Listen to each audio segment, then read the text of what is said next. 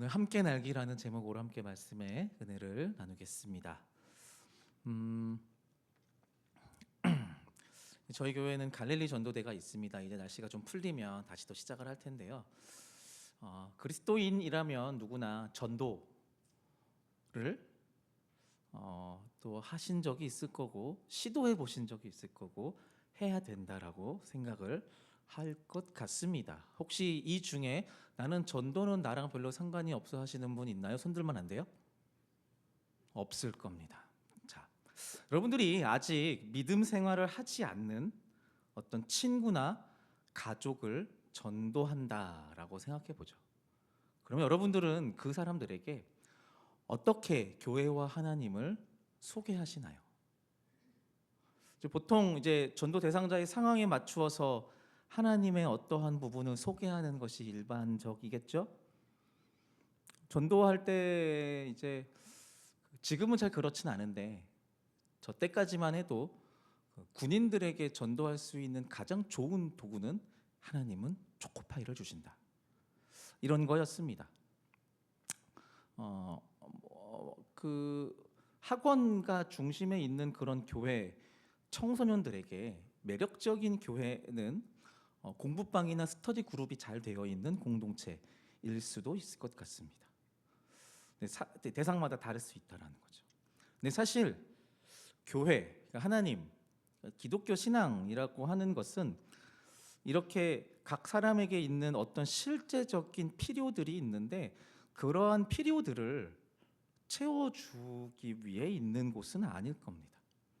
세상에서는 기대하기 어려운 어떤 위로들, 세상에서는 기대할 수 없는 영적인 만족을 필요로 하는 사람들이 찾는 곳이 아마 교회일 것 같네요. 그러니까 어른으로서 우리가 누군가를 전도한다고 할 때 먹을 것을 준다 또는 시설이 잘 되어 있다 이런 말로 교회를 소개하기보다 그러한 어떤 도구들로 하나님의 하나님 되심을 설명하기보다 아마 이런 말로 처음 전도를 할 때 지금 이 표현으로 하나님을 소개할 것 같습니다. 교회 한번 저랑 같이 가시죠. 하나님이 잘 해주실 겁니다. 하나님이 도와주실 겁니다. 보통 이런 멘트를 한다는 말이죠. 아주 일반적이고 어렵지 않지만 어쩌면 우리의 소망과 간구를 담은 그런 하나님의 정체성에 대한 것 같습니다.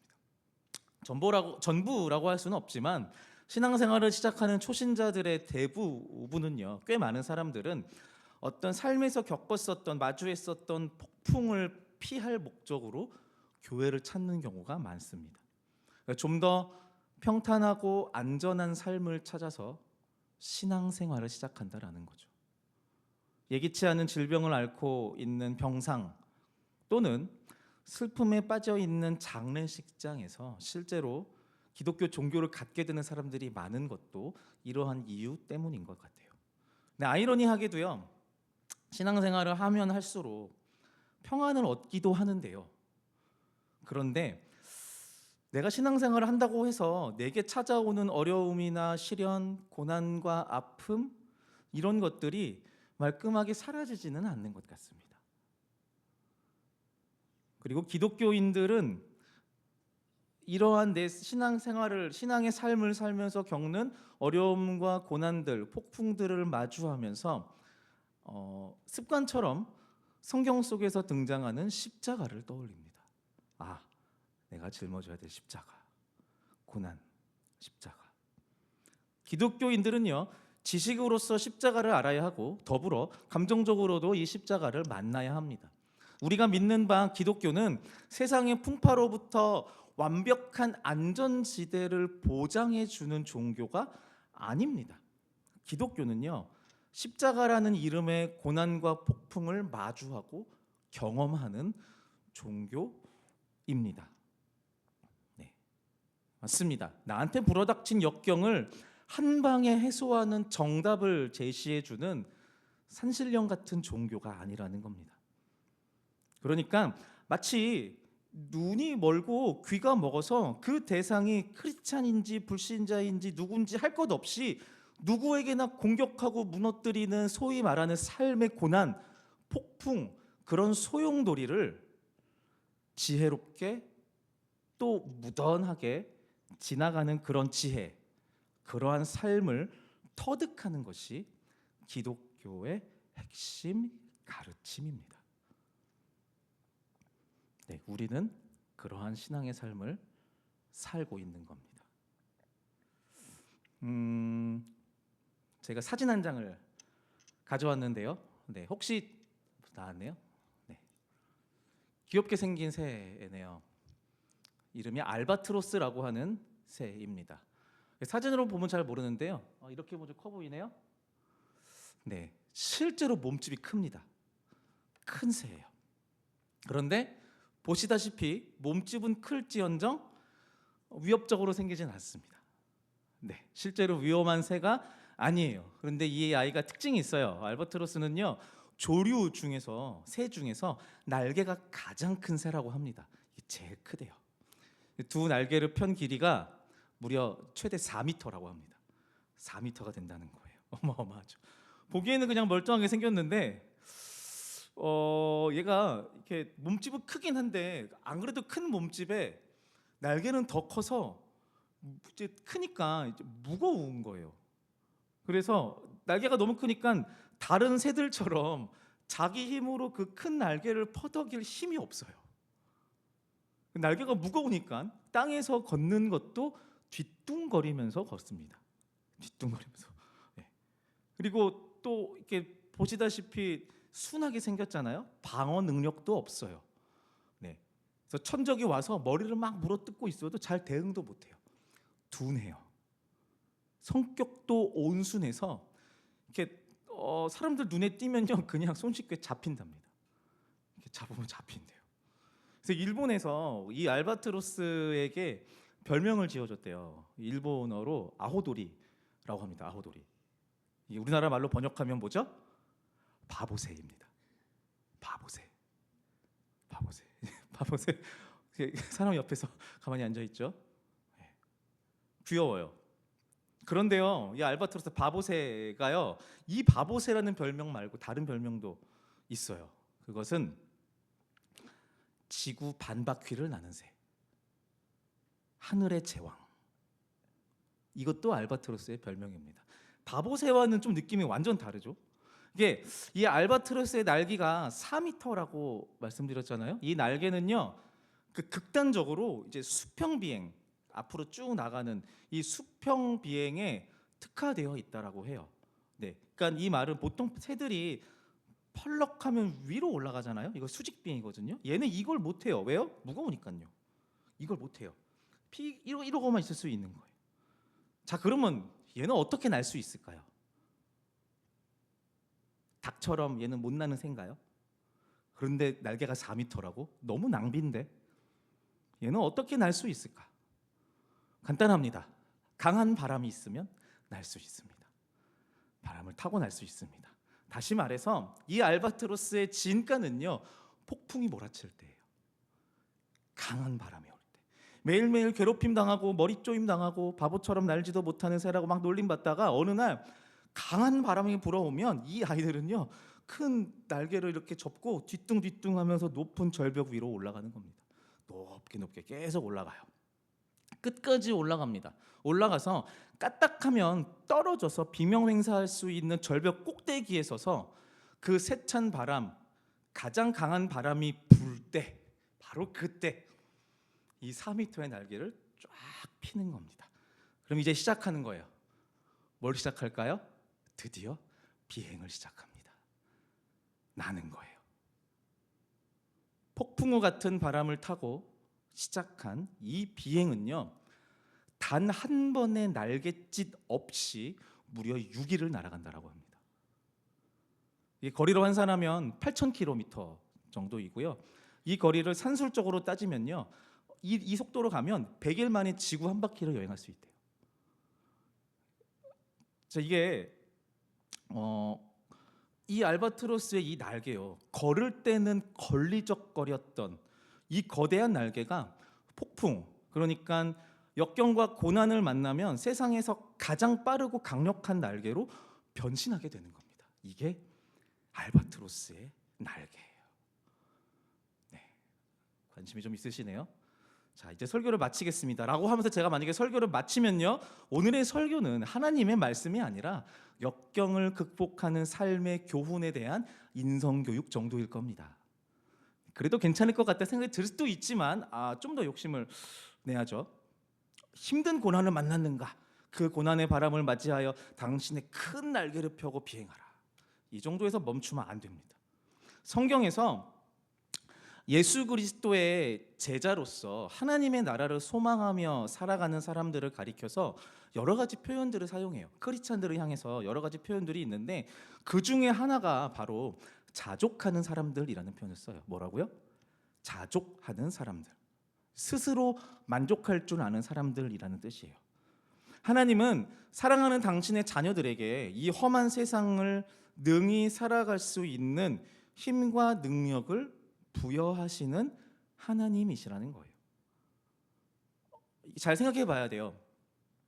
우리가 열심히 기도해서 우리에게 불어닥치는 역경인 그 바람을 멈추고 우리에게 시도 때도 없이 쏟아지는 그 비를 그치게 하는 능력을 하나님이 주시는 게 아니라 우리에게 불어오는 바람을 가리켜서 폭풍과 태풍이 아니라 그저 내 삶에 내가 비행할 수 있도록 부는 특별한 바람이다라고 믿을 수 있는 힘을 주신다는 거예요.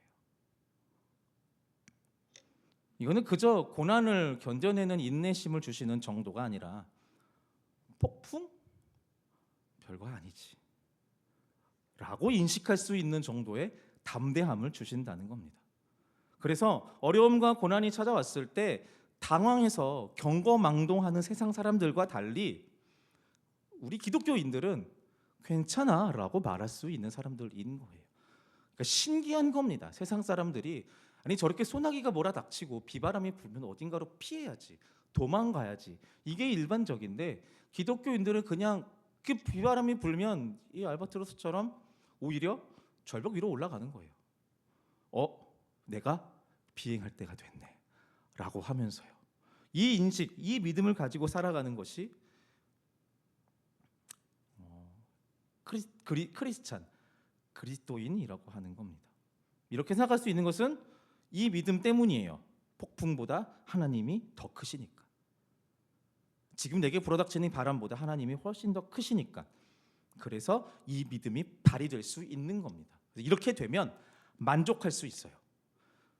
찬양 가사도 있죠. 사람을 보며 세상을 볼 때 만족함이 없지만 나의 하나님을 바라볼 때 만족할 수 있다라고 하죠. 자족입니다. 자족의 믿음이 발휘되는 겁니다. 이 믿음을 가지고 우리 그리스도인들은 폭풍으로 보지 않을 수 있게 되는 겁니다. 바라기는 저와 여러분들의 자족하는 믿음이 지금보다 더욱 견고하고 커질 수 있기를 바랍니다. 물론 저는 지금 신앙의 어떤 이상에 대해서 여러분들에게 말씀드리는 거거든요. 저도 아직 그렇게까지는 살진 못합니다. 그런데 뭘 이렇게 이상적인 이야기를 하세요? 이상적이어야죠. 교회 아니면 어디서 이런 이상적이를 하나요? 하나님 아니면 어떻게 이상을 기대하며 사나요? 우리는 그 이상을 향해 쫓아가는 사람들이잖아요. 표대를 향하여. 네, 이 자족하는 믿음이 저와 여러분들 안에 더욱 커지기를 소망합니다. 우리 옆에 분들에게도 축복해 주시겠어요? 더 큰 믿음을 갖고 살아가십시오. 네. 벌써 설교가 끝나진 않겠죠? 그런데요, 하나님이요, 이 바울을 통해서 당신의 자녀들에게 한 가지 더 권면하시는 게 있습니다. 오늘 본문 10절과 14절의 말씀을 제가 새번역 성경으로 가지고 왔는데요. 이거를 같이 한번 읽어보도록 하겠습니다. 시작.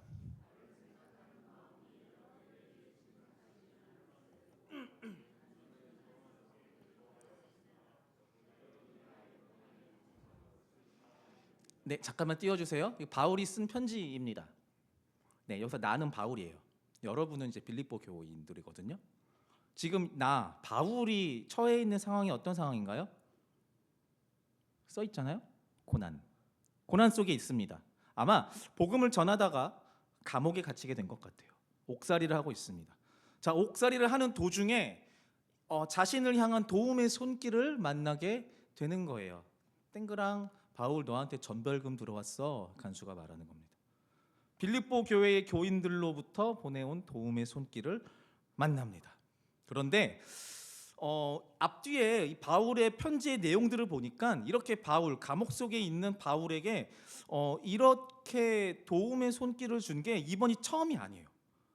바울에게 무슨 일이 생길 때마다 이 빌립보 교회의 교인들이 계속 이런 식으로 도움의 손길을 보냈던 것 같습니다. 빌립보 4장 16절의 말씀이요, 같이 읽어보겠습니다. 시작. 내가 데살로니가에 있을 때에도 여러분은 내가 쓸 것을. 네, 빌립보 교회가 바울을 향해서 헌금을 통해서 도움의 손길을 뻗치고 있는 거예요. 대단하죠? 훌륭해요. 그런데 중요한 게 있어요. 바울은요, 이 빌립보 교회의 도움이 실제로 필요한 사람이 아니에요. 아까 우리가 축복했잖아요. 자족하는 믿음에 대해서. 네, 이 자족하는 믿음의 시초가 이 바울 사도거든요. 바울은요, 이미 자신의 상황을 설명하면서 이렇게 말하고 있어요. 같이 11절 12절 말씀 같이 읽을게요. 시작. 나는 어떤 처지에서도 스스로 만족하는 법을 배웠습니다. 그 어떤 경우에도 적응할 수 있는 비결. 자족하는 믿음. 바울이 얘기한 거예요. 그러니까 바울은요, 지금 옥에 갇혀 있는 이 고난의 상황, 이 역경의 상황, 폭풍우가 몰아닥쳐서 광야 그 자체로 여겨질 수 있는 이 상황을 고난으로 여기지 않아요. 객관적으로는 분명히 아픈 시간이고요, 힘든 시간이고 견뎌내서 인내해야 되는 시간이 분명하긴 하죠. 그런데 바울은 말해요. 나 괜찮아라고요. 괜찮다라고 말해요. 적응할 수 있대요. 별 문제가 안 된답니다. 네, 세상 사람들은 바울의 이 모습을 보면서 바보새라고 하겠죠. 멍청하다고 하겠죠. 미련하다고 할 겁니다. 그런데 바울은 자족하는 믿음으로 하늘을 날 준비를 하려고 폭풍우가 몰아치는 절벽 위로 올라가는 심정으로 이 시간들을 보내고 있는 거예요. 자족하며 이 시간들을 보내고 있어요. 바울은 폭풍을 폭풍으로 보지 않아요. 비바람을 맞으면 날 준비를 하기 위해 옥살이를 견뎌내고 있어요. 바울에게 지금 이 상황은 그냥 날개를 펼 준비를 하고 있는 거예요. 경험을 통해서든 신앙을 발휘해서든 어쨌든 바울은 자신에게 불어닥친 이 폭풍을 내가 견디기 어려운 고난으로 인식하고 있지 않아요. 바울은 괜찮대요. 괜찮대요. 그렇게 자족하며 살고 있는데 감옥에서, 그런데 빌립보 교인들의 헌금 소식을 들은 거예요. 교회의 헌금이라고 하니 빌립보 교회가 무슨 대형 교회 같은데 그럴 리 없죠. 로마와 유대인들의 핍박이 똑같이 있는, 정말 시체말로 오늘 벌어서 오늘 살아도 부족한 그런 교회예요. 그런 빌립보 교회가 바울을 향해 헌금을 보내고 있는 거예요. 빌립보 교인들 입장에서 동역자인 바울 사도가 지금 당면에 있는 이 거센 폭풍을 굳이 함께 맞으며 덩달아 같이 한번 날개를 펴보려고 마치 바울이랑 같이 그 절벽 위로 올라가는 그 빌립보 교회의 헌금과 그 이야기를 바울은 듣고 있는 거예요.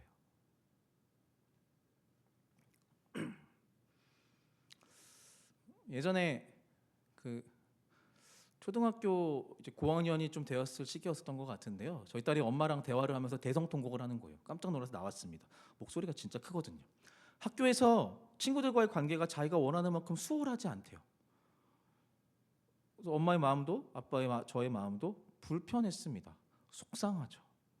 그렇게 그날 밤 잠이 들고요. 저는 제 나름대로 딸 아이의 마음이 계속 상해 있는 것은 아닐까 생각하면서 다음날 아침부터 온갖 비위를 맞출 만만의 준비를 하고 있었습니다.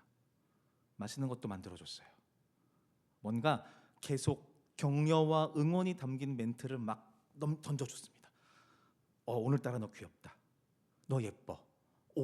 오늘 좀 살이 빠진 것 같아. 우리 딸 최고네. 뭐 이런 이야기를 막 했어요. 그런데 그런 어색한 아빠의 행동이 좀 이상하다고 여긴 것 같아요. 저한테 한마디를 날립니다. 아빠 왜 그래? 좀 이상해. 그래서 제가 어제 이야기를 했죠. 네 이야기를 들었는데 너를 좀 격려하려고 이러는 거야. 그랬더니 저희 딸이 웃으면서 이렇게 말하는 겁니다. 아, 별거 아니야 라고요. 나만 심각했던 거구나. 정작 당사자는 별일이 아니었구나. 내가 오버한 거구나 라고 생각하면서 젠장 이러면서 실망하려는 순간 딸아이에 덧붙인 한마디가 있어요. 근데 고마워 아빠 더라고요. 이게 사실 별거 없는 일상의 에피소드예요. 근데 여기에 되게 중요한 원리가 있더라고요.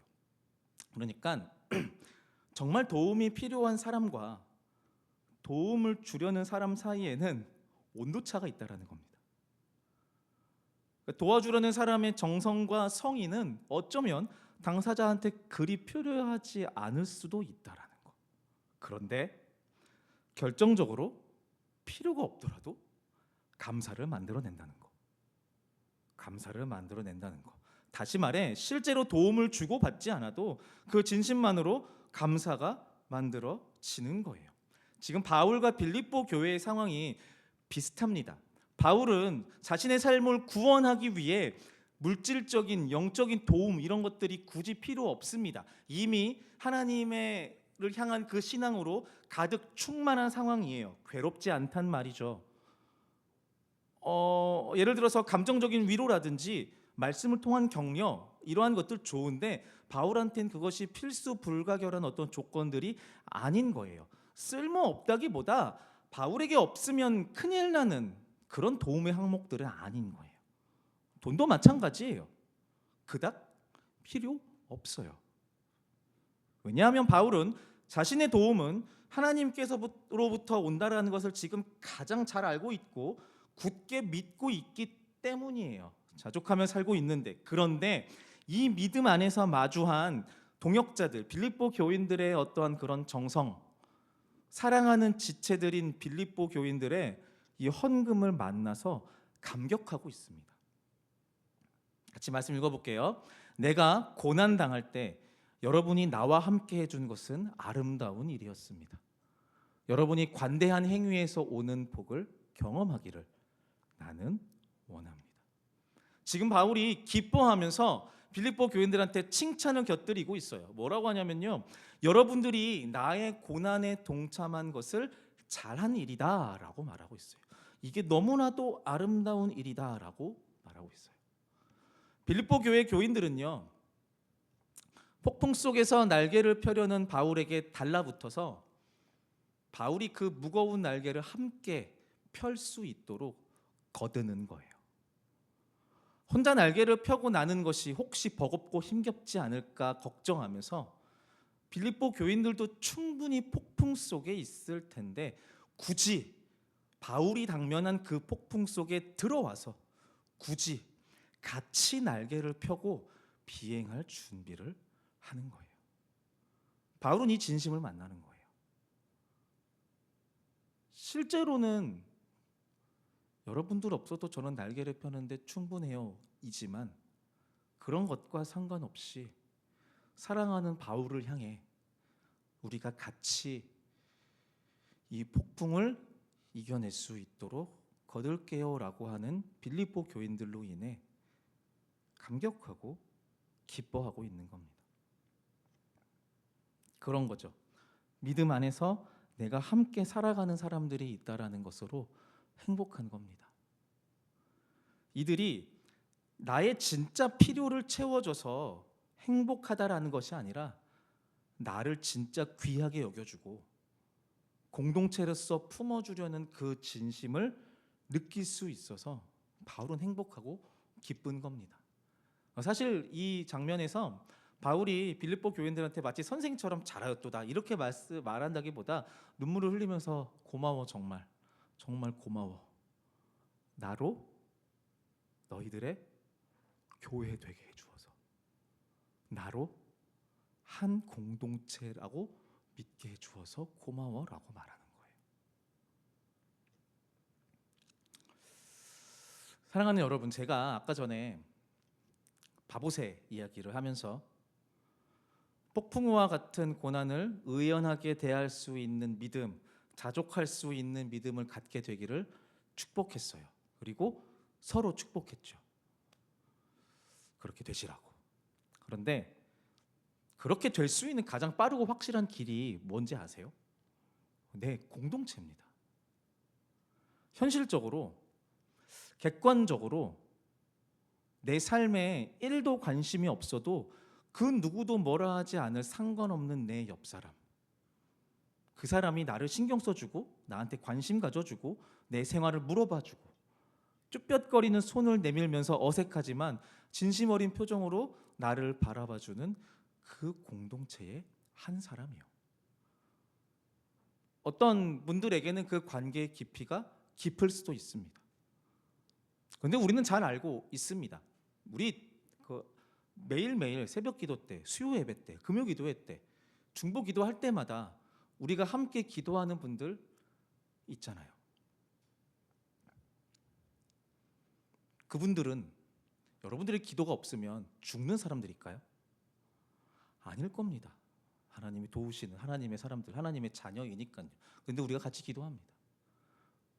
네. 제가 이제 갑작스러운 병으로 공백이 있을 시절에 이제 저를 위해서 함께 교회가 기도했다라는 이야기를 이제 그 병원에서 들었습니다. 그래서 이렇게 감사한 마음으로 그냥 잘 모르니까 감사하네 이 정도로 하고 다시 돌아왔는데 그때 당시 제가 이제 부임한 지 얼마 안 됐을 때였으니까 잘 모르는 권사님과 집사님들이 저한테 와서 손을 잡으면서 울면서 기도했다고 너무 다행이다라고 이렇게 얘기하는 거예요. 그래서 그땐 그걸 잘 몰랐어요. 저는 잘 모르는데 너무 감사해요. 말은 하는데 같이 울어야 되는데 눈물은 잘 나지는 않고 잘 모르니까 저를 위해 기도했다라는 거예요. 감격스럽긴 한데 근데 이게 지금 생각을 해보니까 그분들이 교회가 어떤 한 사람을 위해서 기도를 하면서 그 마음과 진심을 쏟는 것, 그것이 없어도 이 사람이 죽는 것은 아니지만 끌어안는 거예요. 같이 살아가는 사람으로, 내 교회로, 내 공동체로. 저 사람이 몰라도 돼. 어쩌면 내 기도가 필요 없을 수도 있는데 굳이 내가 끌어안는 거예요. 우리가 이 중보 기도를 통해서 다른 사람을 위한 이 기도의 어떤 방식들과 그 모양들, 그 의미들을 생각하면서 하나님께서 천지를 창조하시면서 저와 여러분들과 같은 사람을 이 땅 가운데 조성하신 그 하나님의 마음들을 발견할 수 있어요. 우리는 하나님께 필수 불가결한 존재가 아니거든요. 하나님이 혼자 있다고 외로운 존재도 아니거든요. 하나님께서 인간을 만드시고 지금 이 우리의 삶을 여기까지 조성하시고 인도하시는 그 모든 과정들은 전능하신 하나님에게 조금도 득이 되는 것이 없거든요. 네, 그것은 하나님의 가슴을 찢고 하나님의 마음을 찢어서 하나님의 사랑, 하나님이 조성하신 우리 각 사람들을 그 삶 가운데, 그 마음 가운데 넣는 그러한 사랑의 모양들이거든요. 우리는 그 하나님의 전능하신 완벽한 그 사랑을 담기 위해 애쓰며 살아가는 거예요. 그리고 그 모든 노력들을 할 수 있는 가장 좋은 공동체가 교회인 거죠. 네. 그래서 아까도 설교 중간에 제가 같이 축복하자라고 했는데 신기하지 않나요? 저는 이제 앞에서 인도하는 사람이기 때문에 여러분들에게 쉽게 서로 축복하라고 하지만 여러분들은 교회 밖을 나가서 누군가가 여러분들한테 나와가지고 옆 사람한테 사랑한다고 말하세요라고 명령하는 사람 없잖아요. 그렇게 안 하잖아요. 근데 교회에선 할 수 있잖아요. 네, 되게 귀하지 않나요? 어디 가서 우리는 그런 사랑의 축복을 받지 못하잖아요. 내가 뭐라고 세상 사람들이 나를 향해 축복해 줍니까? 내가 뭐 잘났다고, 내가 어떤 세상 사람들한테 어떤 이득을 줄 수 있다고 지지를 받을 수 있겠습니까? 네, 여기에서는 우리는 서로를 향해 지지하잖아요. 누가 아파하면 나 좀 도와줘라고 말하지 않아도 굳이 옆에 붙어서 같이 울어주고 기도해주고, 아니 옆에 붙지 않고 이름만 보고서라도 떠올리며 눈물을 흘리며 기도하잖아요. 이게 세상이 감당할 수 없는 교회의 힘이에요. 네. 우리 모두는 하나님의 그 도우심, 하나님의 전능하신 그 손길을 온전히 받아서 알바트로스처럼 폭풍을 폭풍으로 여기지 않는 충분한 자족의 믿음으로 나아갈 힘이 있는 사람들이에요. 그런데 그와 동시에 서로가 서로를 향해서 그 무거운 날개를 함께 펼 수 있도록 돕는 사람들이기도 해요. 그래서 다시 말씀드리지만 이 시간은 어떤 앞에 있는 인도자가 청중들한테 전하는 인성 교육 정도로 끝날 수 없어요. 인내하십시오. 날아오를 겁니다. 이 정도 아니에요. 하나님을 믿는 여러분, 함께 날기 위해 애쓰십시오. 예수 그리스도를 구주로 고백하는, 예수 그리스도를 머리로 하고 각 지체가 된 교회인 사랑하는 성도 여러분, 서로의 삶을 들여다보시고 서로의 이야기를 귀 기울이시고, 그래서 함께 날 수 있도록, 그 날개를 활짝 펼 수 있도록 애쓰십시오. 더 큰 사랑을 기울이십시오. 더 큰 은혜를 끼치기 위해 애써 보십시오. 이것이 다른 교회, 다른 세상의 공동체와는 다른 교회 공동체의 힘이 될 것입니다. 네, 함께 멀리 날아가는 신앙의 알바트로스가 되십시오. 혼자 애쓰고 애써서 견뎌내는 바보새에 머물지 마시고 함께 날아가는 신앙의 알바트로스들이 다 되시기를 축복드립니다. 네, 이 시간 우리가 함께 찬양할 텐데요.